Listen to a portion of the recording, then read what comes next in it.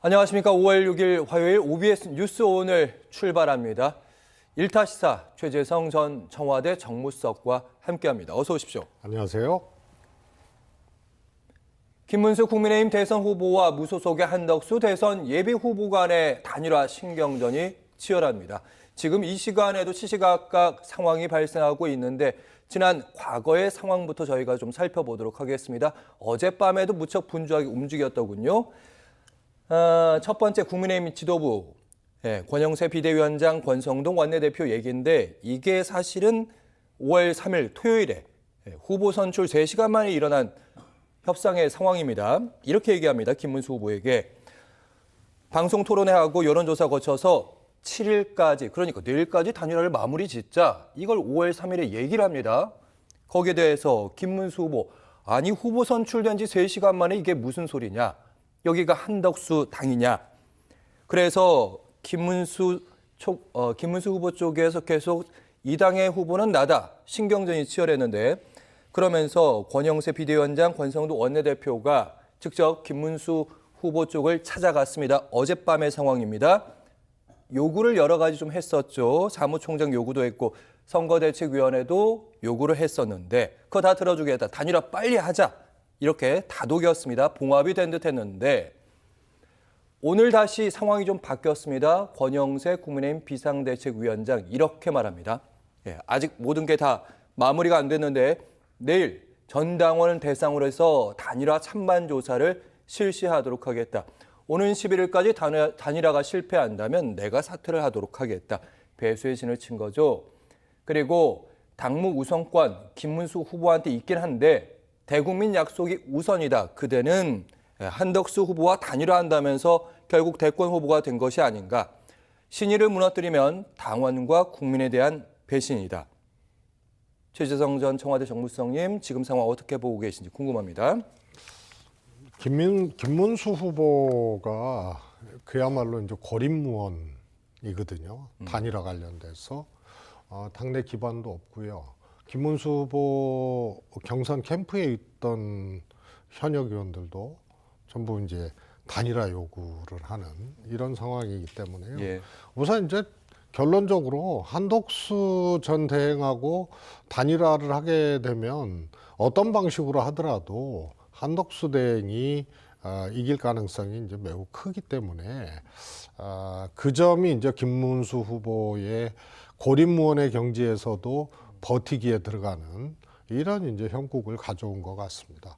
저 개인적으로는 권영세 비대위원장이 저 정도 얘기를 하고 또 당 지도부 또 당 현역 의원들 전부가 김문수 후보를 거의 지금 압박하고 몰고 있는 형태거든요. 저걸 끝까지 어떻게 버틸 수 있을까?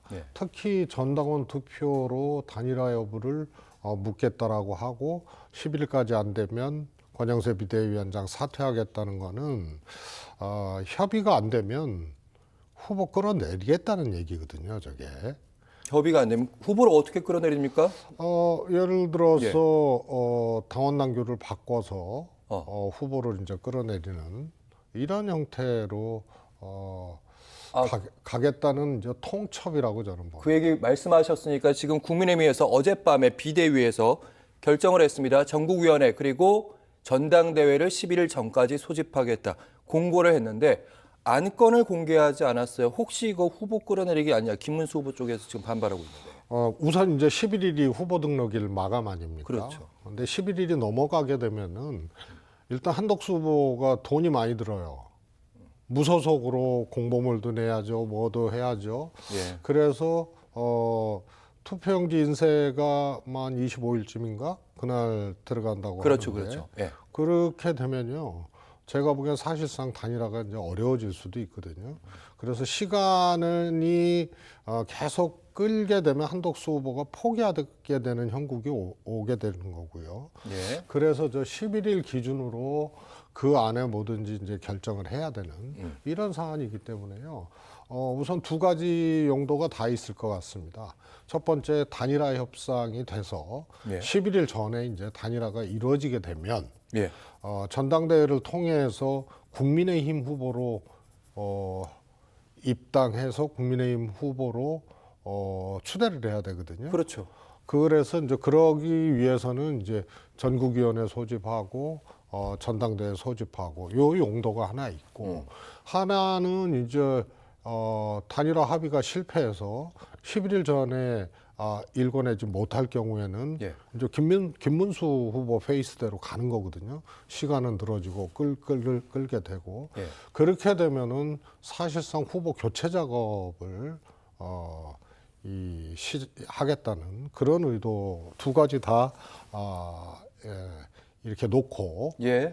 잡아놓은 날짜들이 아닌가 싶습니다. 최악의 그러니까 일단은 지금 보니까 내일 당원을 상대로 해서 찬반 투표하겠다는 거잖아요. 단일화에 대해서. 네. 이걸 아마 상당수의 당원들은 분명히 단일화에 찬성한다고 할 거고 그걸 통해서 김문수 후보에게 일단 빨리 단일화하도록 해라. 11일 남았으니까 지금 9일, 10일 안에는 어떤 여론조사든 뭐든 결정해야 된다. 이렇게 압박을 할 텐데 거기서도 김문수 후보가 버티기에 들어가면 어떻게 되는 겁니까?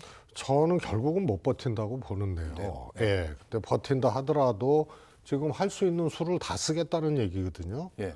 그래서 할 수 있는 수를 다 쓰겠다는 얘기는 후보 교체까지도 지금 포함된 그런 것이 아닌가 싶습니다.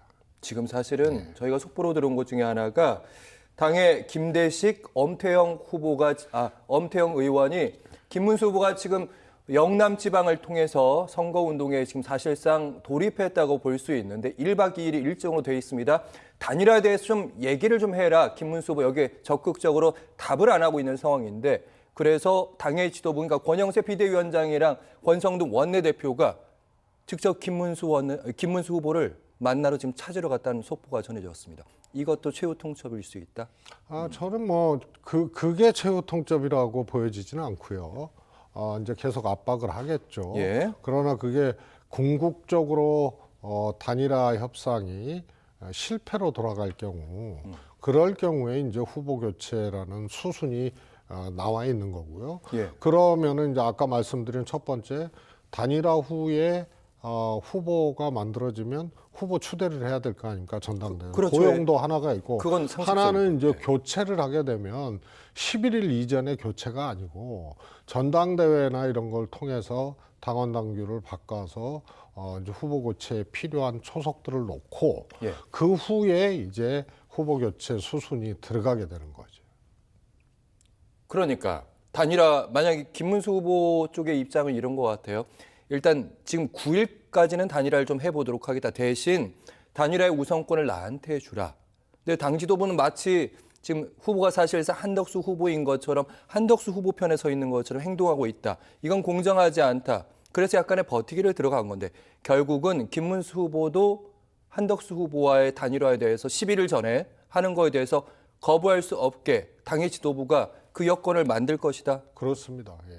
그리고 만약에 최후 통첩이 이럴 수도 있다. 만약 10일까지 당시 11일까지 이거 후보 단일화 협상에 나오지 않게 되면 아예 좀 거칠지만 후보를 교체할 수도 있다. 이런 얘기도 할 수 있다는 그렇습니다. 거예요? 그리고 그게 단일화 협상 시한이라는 게 사실은 7일이거든요. 그렇죠. 공보물 제작이 있으니까. 그게 내일이거든요. 그렇죠. 아니 단일화를 하려면 예. 우선은 단일화하자. 그러면은 예를 들어서 뭐 여론조사 방식의 단일화든 뭐든 하면은 이제 한 9일 정도에 후보를 단일 후보를 위한 여론조사 경선을 해야 되잖아요. 그렇죠. 예. 그 다음에 등록이 10일, 11일이니까 11일을 넘어가지 않는 시점에서 두 가지 시도를 저는 다 하는 용도로 전당대회 소집을 해놨다고 봅니다. 알겠습니다. 근데 11일이 넘어가면 예. 기호 2번은 끝나는 거거든요. 그러니까요. 그 다음에 김문수 후보가 등록을 해버리면 예. 그러면은 이게 법적인 논쟁 뭐까지 가야 돼요. 국민의힘 후보로 등록을 해버리면 그러면 한덕수 카드는 날아가는 거거든요. 그렇죠. 그래서 11일 이후로는 김문수의 이제 주도권으로 국면이 이제 이 단일화 국면이 끌려가는 거고요. 예. 11일 이전에 가부간의 결판을 보겠다는 거고 예. 기호 2번을 예를 들어서 단일화 협상이 안 되면 예. 기호 2번을 포기하게 되는 그런 상황까지 염두에 둔 거고 그래서 전당대회에서 후보 교체 내지는 뭐 이런 것이 이루어져야 한독수가 등록을 할 거 아닙니까? 무소속으로라도. 어쨌든 국민의힘 지도부 입장 그리고 주류 계열이라는 친윤의 입장은 11일 이후는 이제 힘들어지니까 이번 주 안에 승부를 본다. 이번 주도 지금 보니까 주말이시면 10일, 11일이잖아요. 그러니까 금요일 안에 다 모든 걸 해치우겠다. 그렇습니다. 예. 거칠더라도. 예.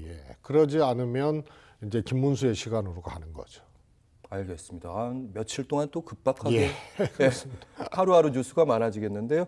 자, 그렇다면 한덕수 예비 후보의 진심은 무엇일까요? 단일화 당사자이기도 하고 최근에 여론조사에서 국민의힘 지지층 내부에서도 한덕수 후보의 지지율이 앞서가는 게 현실이긴 한데 일단은 한 발짝 떨어진 것처럼도 보이기는 합니다. 관련 상황들 좀 살펴보시면 오늘 관훈 토론회에선 이런 얘기를 했습니다. 민주당 방식으로는 국민의 행복 목표를 이룰 수 없다. 예, 단일화 이야기는 여기서 하는군요. 단일화 안 하면 국민에게 큰 배신이다. 간접적으로 김문수 후보를 압박하는 거고요. 그렇다면 무엇을 통해서 명분을 내놓겠느냐? 개헌 대통령이 되겠다는 겁니다. 그리고 오후에는 이낙연 전 총리를 만났습니다. 두 가지 다 한번 얘기해 보죠. 예. 어떻게 보고 계세요? 한덕수 후보가 최근에 활발하게 활동하지 않다가 오늘부터 본격적으로 몸풀고 있어요. 예. 저는요, 김문수 후보와의 단일화가 성공이 돼서 한덕수 후보로 단일화가 된다 하더라도, 그 다음에 플러스 소위 이제 빅텐트라고 하는 뭐 이런 것들이 이루어진다 하더라도, 뭐 이낙연 포함해서, 저는 이게 파이가 커지는 게 아니거든요. 있는 빵 가지고 그냥 논아 먹는 거예요. 예. 왼쪽 허벅지 살 떼어다가 오른쪽에 붙이고 오른쪽 거 떼어다가 또 엉덩이에 붙이고 뭐 이런 거거든요. 지지율이 크게 오르지 전체 않는다. 총량이 똑같아요. 그러니까 제가 국민의힘 이제 경선 당시에 예. 한덕수를 뺀 국민의힘 뭐 한동훈, 안철수, 뭐 김문수 포함해서 이 대권 주자들의 지지율 총합하고 한덕수를 넣은 지지율 총합하고 똑같아요. 그래서 한덕수 총리의 지지는 김문수 이 후보 거를 좀 뺏어오고 다른 후보 거 좀 추렴하고 예. 이래서 만들어 놓은 거지 새로운 게 아니에요. 그러니까 이제 조사를 보면은 예. 이재명 대표와의 양자 대결 혹은 이준석 포함한 3자 대결에도 김문수하고 한덕수 총리가 3, 4% 차이 빼니 안 나요. 한덕수 총리가 좀 낮죠. 예. 그건 뭐냐면은 새로운 파이, 커진 파이가 아니라는 거예요. 있는 빵 가지고 김문수를 내보냈으나 한덕수를 내보낼 때나 똑같은 거예요. 다만 단일화에서 선호도에서 앞설 뿐이에요. 한동훈 지금 총리가. 최재성 전 정무수석께서 이거 말씀하시는 건데 보수 후보로 얻을 수 있는 최고의 지지율이 지금 한덕수 후보가 보일 수 있는 지지율이다. 이런 말씀이신 거예요? 그렇습니다. 저희 관련 자료를 좀 보면서 얘기하실까요? 네. 예. 여론조사 결과 좀 살펴보면서 저희가 말씀 더 드리도록 하겠습니다. 리얼미터 여론조사 결과고요. 예. 지난주 수목금에 있었던 여론조사 결과 이재명 후보는 46%대, 김문수 후보가 조금 더 올랐어요, 확실히. 예, 컨벤션 후보가 있었습니다. 27.8%. 한덕수 후보는 어떻게 되느냐? 34.3%. 예, 더 치고 올라가지 못하는 그런 지지율이 거의 유지되고 있다. 이렇게 볼 수 있는 측면이 이 있습니다. 조사는 예. 그런데요. 이제 네. 갤럽 조사, 3일, 4일 날한 갤럽 조사 같은 경우에는요. 36, 한덕수 36, 또 김문수 33 이렇게 나오고요. 대체적으로 3%에서 5% 정도 차이거든요. 그러면은 한덕수의 경쟁력이라는 게 딱히 새로운 영토를 개척해서 이 플러스 알파를 자기 지지율로 갖고 왔거나 혹은 독자적인 어떤 이 영토가 있다는 얘기가 아니거든요. 예. 그러기 때문에 왜 저수를 저는 단일화에 국민의힘도 저렇게 목을 메고 해봤자 단일 후보가 누구로 돼봤자 제가 보기엔 총량 불변의 법칙에 딱 갇히는 거예요. 지지율 총량 불변의 법칙에. 예. 새로운 걸 얻어오는 게 아니거든요. 그런데 선출된 후보까지 죽이면서까지 단일화를 하려는 저게 공학적인 계산 아니면은 저게 불가능한 것을 지금 상상하고 이 무리수를 두고 있는 거예요. 공학적인 얘기 하셔가지고 사실은 국민의힘의 주류 그러니까 친윤들이 왜 한덕수 후보를 자꾸 옹립하려고 하는가? 여기에 대해서 보수 논객들의 진단들 그리고 일반적인 평론가들의 진단들이 뭐냐면 이런 겁니다. 관련 자료를 좀 보이면서 저희가 좀 얘기를 좀 드릴까 하는데 이런 얘기입니다. 그러니까 한덕수 후보가 대권 후보로 자리를 잡아야지 대권의 승리보다는 그 다음 당권에서 본인들의 위치가 더 공고해진다는 게 기본적인 입장입니다. 관련 자료 좀 보시면 조갑재 닷컴 대표 단일화는 지지 기반이 다른 사람들끼리 해야 효과가 있다. 그러니까 이거 분석이 같습니다. 단일화는 계산적으로 맞지 않는다. 이 단일화의 목적은 대선 승리가 아니라고 본다. 이게 일반적인 분석이고 방금처럼 진단입니다. 여기에 동의하신다는 말씀. 그렇습니다. 예. 총량이 똑같아요. 근데 요즘에 그런 총량이 말씀을 하셨는데 요즘에 이재명 대표가 대법원에서 유죄 취지로 이제 파기환송식으로 넘어갔지 않습니까? 보수 후보들 입장에서도 뭔가 기회의 문이 살짝 열린 거잖아요. 지금까지는 폐색이 짙어왔던 것이 사실인데 그래서 아마 김문수 후보 최근에 내 지지율 올라가는 거 보니까 좀 내가 국민의힘 후보 나가면 가능성이 생길 수도 있겠는데 한덕수 후보도 이재명 후보가 없어지면 내가 될 수도 있겠는데 그래서 단일화 협상이 좀 어려워지고 있는 거 아니냐 이런 관측들도 있어가지고요. 아니 이재명 후보가 없어진다는 얘기는 민주당에서 대통령 후보를 못 낸다는 거거든요. 집권이 유력한 정당에서 집권이 유력한 인물이 제거가 되면 후보를 못 내는 거예요. 그렇죠. 세상에 그런 일이 있어서야 되겠습니까? 그래서 이거는 국민의 뜻이나 민심이 완전히 짓밟혀버리고 자신들의 하나의 정치공학적인 시도로 이재명을 없애면 아니 누가 나와도 국민의힘에서 대통령 되는 거죠. 그런 일이 순리에 어긋나고 민심에 어긋나고 민심을 짓밟는 거기 때문에 있어서는 안 된다는 얘기고요. 예. 이재명 대표가 출마를 한다라고 전제를 했을 때 후보 등록을 하고 출마라고 한다고 전제를 했을 때는 단일화 아니라 할아버지를 해도 안 되는 거예요. 그건 말씀드렸다시피 지지율이, 누가 됐던 예. 국민의힘 후보는 뭐 단일 후보가 됐든 일정 정도까지는 득표를 할 거예요. 그렇죠. 그게 제가 보기에는 뭐 40%를 넘기는 어렵다고 보는데요. 크게 보면 40%. 예. 그러기 때문에 이건 한덕수가 나가든 김문수가 나가든 거기에 이낙연 전 총리가 뭐 합세를 하든 그렇든 이 40% 정도의 득표율이 저는 어느 후보가 나가든 저는 똑같다고 봅니다.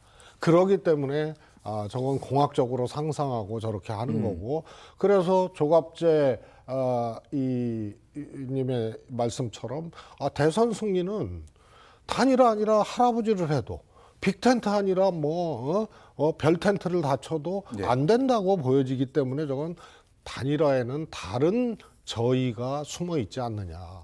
그게 대선 이후의 당권이죠. 그래서 이게 친윤 중심의 소위 말해서 대선 패배 이후에도 당권을 갖고 가고자 하는 이런 것들이 한덕수를 앞세워서 추진하는 단일화에 1인치 더 들어가면 그것이 숨겨져 있다. 이렇게 이제 분석을 하는 거죠. 이낙연 전 총리 그 관련 질문만 짧게 한번 던져보도록 하겠습니다. 오늘 관훈 토론에 한덕수 후보가 나온 다음에 바로 이낙연 전 총리를 만났는데 분위기가 상당히 좋았습니다. 한덕수 후보 입장에서 흡족했나 봐요. 모든 게 더 서로 얘기가 잘 통해서 금방 합의를 했다. 그리고 이낙연 지금 사실상 출마를 예정하고 있으니까 이낙연 전 총리가 이렇게 얘기했습니다. 민주당이 사법부를 파괴하려 한다. 괴물 국가를 만들려고 한다. 그리고 한덕수 후보와 개헌연대 제7공화국 열겠다. 어떻게 보고 계세요? 저는 그건 한덕수 후보가 단일화에 성공하고 국민의힘 단일 후보로 대통령에 나가서 당선됐을 때 가능한 얘기거든요. 그래도 개헌은 다수 의석을 차지하고 있는 민주당과의 이제 협의나 동의 없이는 불가능한 거 아니에요. 그래서 저거는 첫째 한덕수가 보수의 단일 후보가 돼야 된다. 두 번째 그리고 대통령에 당선돼야 된다. 그걸 전제로 했을 때 의미 있는 얘기가 되겠습니다. 예. 개헌연대라는 게. 그래서 그 전에는 선거연대로 개헌을 앞세워서 이낙연 한덕수 연대를 한다는 거는 그건 단일화 성공해야 된다는 얘기예요. 한덕수로. 일단은 한덕수로 단일화가 성공해 이뤄질 수 있는 얘기다. 이낙연 전 총리는 왜 이러는 걸까요? 왜냐하면 민주당이 쭉 커왔던 정치인이라서. 이낙연 전 총리는 그야말로 지난번 이재명 대표하고 대선 패배 후에 사실은 그 대장동 문제나 소위 이 대표의 사법 리스크 이것에 뚜껑을 연 그런 게 이낙연 캠프거든요. 맞아요. 예. 그리고 나중에 이낙연 전 총리의 최측근 남평호 씨가 내가 그거 고발했다라고 이제 스스로 밝혔지 않습니까? 네. 그래서 사법 리스크의 정치적 뚜껑은 사실 이낙연 당시 이재명 경선 경쟁자였는데 패배했잖아요. 예. 설당이 없어요. 그리고 결정적으로 민주당으로 돌아갈 수 없는 그런 게 이제 정치적으로는 돌아가더라도 정치적 미래가 불투명하다는 거 하나 하고 윤석열 계엄을 거치면서 이낙연 총리가 이재명과 윤석열을 같은 선상에 놓고 둘 다 청산돼야 될 대상이라고 얘기를 해버린 거예요. 그러니까요. 그리고 그 윤석열 정부의 한덕수 총리 권한대행까지 하고 그 다음에 헌법재판관 임명도 안 하고 예. 이런 사람하고 지금 개헌을 중심으로 표변해서 개헌을 중심으로 정치연대를 하겠다고 이렇게 한 것 자체가 이낙연 총리가 정치적으로 완벽하게 몰락해가는 과정을 이렇게 시간표별로 보면은 보일 거예요. 그래서 특히 계엄을 거치면서 민주당의 이재명 대표와 윤석열을 동시청산 대상으로 설정한 것 자체가 이제 더 정치적으로 몰락의 길, 이해할 수 없는 길을 가게 된 이제 결정적인 계기죠. 오히려 이러다가 이재명 청산이 아니라 스스로가 청산 대상이 될 수도 있다 이렇게 말씀하시는 몸이 거예요. 이미 정치적으로는 그렇게 됐죠. 대선을 꿈꿨던 대통령을 꿈꿨던 대선 후보로서는 뭐 이제 그 가치가 거의 절멸해 버린 거고요. 그러면은 과거의 어떤 다른 정치인의 사례처럼 그야말로 그 희망의 끝자락조차도 없는 상황에서 그야말로 반대의 정치, 경쟁했던 사람에 대한 어떤 한의 정치 이런 걸로 엉뚱한 길을 이제 가고 있는 전형적인 케이스가 되는 거예요. 알겠습니다. 결국 이제 이재명 후보에게 모든 시선이 다 있는 건데 민주당으로 저희도 시선 옮겨보도록 하겠습니다. 민주당 선대위에서 연일 강도 높은 사법부에 대한 비판 발언들 나오고 있습니다. 관련 발언들, 오늘 발언들 살펴보시면 윤호중 선대위 총괄본부장, 법원은 최후의 보루가 아니다. 이제 국민의 기본권을 위협하는 조직의 보스가 돼버렸다. 그리고 전준호 선대위 총괄부본부장, 이번 사법 쿠데타는 이재명 죽이기, 한덕수 대통령 만들기, 윤석열 무죄로 이어지는 3단계 작전이다. 그러니까 일단 민주당의 의심은 대법원 조희대의 대법원이 이재명 후보의 후보 자격을 박탈하려고 하고 있고 그 뒤에는 윤석열의 그림자가 어른거린다. 이런 얘기들로 여론을 지금 설득하려고 하는 듯한 모습입니다. 어떻게 보고 계시는지. 지금 우선 한덕수 사실상의 한덕수로 단일화를 진행하고자 하는 그 배경 거기에 인물들이 다 친윤 아닙니까? 그리고 이미 이 얘기는 윤석열 탄핵 전에 돌았던 얘기예요. 한덕수를 윤석열 쪽에서 대통령 후보로 밀려고 한다. 이런 얘기가 또 정가에 돌았었던 돌았죠. 얘기고요. 그것이 지금 어떻게 보면 그 썰이 증명되고 있는 과정들이라고 봐요. 예. 그것을 강력하게 추진하는 사람들. 뭐 한 총리 자신도 윤석열 대통령 정부의 총리였고 그렇죠. 권한대행까지도 했고요. 그러고 지금 이 단일화를 추진하는 인물들 다 윤석열 라인들 아닙니까? 뭐 권영세 비대위원장부터 시작을 해서 그래서 저는 윤석열 대통령의 그림자가 아니고 실체가 뒤에서 작동을 하고 있다는 그런 의심 이것을 저는 갖고 있고요. 예. 결국 그게 지금 현실화되는 과정들이 아닌가 싶습니다. 알겠습니다. 지금 이제 민주당에서는 기본적으로 그러니까 이재명 후보를 둘러싼 재판들 다 연계하라는 건데 그래서 연계하지 않으면 이제 대법관 탄핵까지 갈 수도 있다. 고법 판사에 대한 탄핵도 갈 수 있다. 이유는 재판을 공정하게 치르지 않았다. 뭐 후다닥 초고속 스피드 전략이다. 이거는 정치에 대한 개입이다. 여기에 대해서 관련 여론조사를 보니까 오늘 한국갤럽인가 여론조사가 좀 나오긴 했는데 대법원의 판단에 대해서 잘된 결정이다가 조금 더 비율은 많더라고요. 여론 설득이 좀 되고 있다고 보시는지. 이재명 대표가 무죄를 받았던 항소심 있지 않습니까? 예. 2심. 2심에서. 그 당시에도 2심 결과에 대해서도 오차 범주 내에서 잘 됐다, 무죄 잘 됐다, 잘못됐다 이게 비슷했어요. 그래서 그것이 딱 사법적 판단에 대한 판결에 대해서 매우 이례적인 거거든요. 뭐냐면 보통 판결을 내리면 예. 그거에 대해서 국민 여론도 그 판결 내렸으니까 그 판결이 맞다. 이렇게 이제 반응을 하는데 거의 오차범주 내에서 비슷하게 나오는 거는 딱 정치 지형을 그대로 저는 이 보여주는 그런 결과라고 보거든요. 사법부 판단을 존중하는 국민 여론이 월등히 높아야 되는데 비슷하게 나와요. 그래서 오히려 만약에 이재명 후보에 대한 그 재판에 대한 얘기가 아니었 일반적인 재판이었으면 훨씬 더 잘된 판결이었다. 이게 더 많았을 그렇습니다. 거라는 말씀하신 거죠. 그럼요. 예. 그거는 뭐 정치권도 그렇지만 국민들이 사법부 판결에 대해서는 그야말로 이제 신뢰를 하는 이런 건데 비슷하게 나왔다는 라는 것은 것은 정치적으로 엄청나게 총달했던 그 중심에 이재명이라는 사람이 있었고 이재명 후보에 대한 재판들이었거든요. 예. 그래서 그거는 오차범주 내에서 비슷하게 나오는 거예요. 그래서 이재명 대표에 대한 호불호, 선호도에서 호불호하고 비슷하게 나오는 겁니다. 그리고 투표 행위는 또 달라요. 누구를 대통령으로 뽑을 것이냐 행위는 또 다르거든요. 예. 그건 압도적으로 높게 나오고. 그리고 대체적으로 이재명 대표의 비호감도 비슷하게 이재명 쪽으로 해석되어지는 재판 결과에 대한 응답이 나오는 거죠. 네. 그래서 그건 2심 무죄 판결 나왔을 때도 비슷했다. 이걸로 좀 해석을 해보시면 읽을 수가 있는 거고요. 대법원의 판단 자체에 대해서 최종 법원 아니에요? 그렇죠. 대법원의 판결에 대해서 2심 판결도 비슷했는데 대법원 판결에 대해서는 국민들이 압도적으로 그것이 옳았다고 얘기를 해야 돼요. 그런데 비슷해요.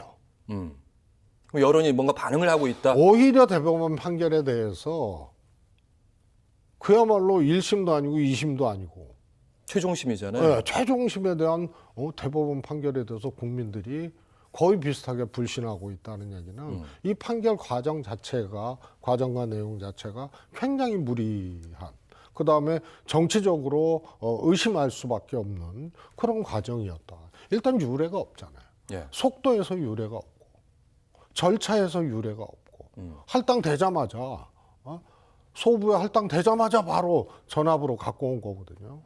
그리고 바로 기일 잡고, 바로 선고하고, 그 다음에 설득의 과정들이 있잖아요. 예. 대법관들 내에서. 근데 이거 시간이 전혀 없으니까 없이. 요 얘기 말씀드릴게요. 어쨌든 12일까지는 이번 15일에 재판이 열리는데 관련제 파기환 송심이 열리는데 12일까지는 무조건 연계하도록 해야 해. 그래야 우리 후보가 대선 선거운동을 하지 않느냐. 여기서 안 되면 대법관도 탄핵할 수 있다는 게 분위기인 것 같거든요. 아니면 뭐 고법판사에 대한 탄핵? 가도 된다고 생각. 왜냐하면 거기에 대해서 흔히 말하는 역풍에 대한 그 우려도 있잖아요, 당내에서. 이제 두 가지가 있을 겁니다. 12일까지 이 재판을 연기를 해라. 라고 하는 거는 좀 상식적인 요구거든요. 이 대통령 후보가 선거운동 과정에 재판을 받아야 되고 최소한 이거는 예. 이거는 좀 법원에서 너무 이제 지나친 거기 때문에 그것에 대해서 민주당이 요구를 한 거고요. 근데 요거는 신호탄 정도일 겁니다. 그런데 고법에서 지금 파기완송된 고법 7부에서 15일 날 예를 들어서 증인 신청이라든가 혹은 또 기일 연기 신청이라든가 이런 것을 안 받아들이면 그거는 유례 없이 또 빠른 속도로 유죄를 그냥 확정하겠다는 얘기거든요. 그래서 정치 대선 스케줄하고 공교롭게 똑같이 가고 있는 거예요. 법원이. 예. 대법도 그랬고.